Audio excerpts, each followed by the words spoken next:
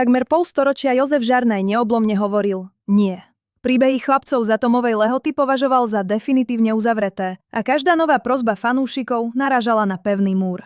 Ani on a ani nikto iný pokračovanie nenapíše. Až doteraz.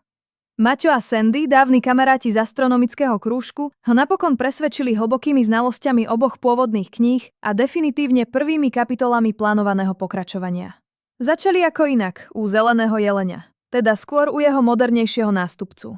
Radili sa priamo s hrdinami legendárnych dobrodružstiev, Willom, Julkou, Staninom a Ferom. Schválne, uhadnete, kto je kto? Všetko išlo ako po masle, kým sa neobjavil povestný kazisvet Teofil.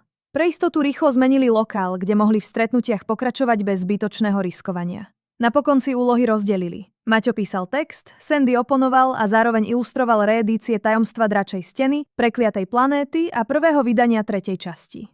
Konečne je Prekliatie dračej steny hotové.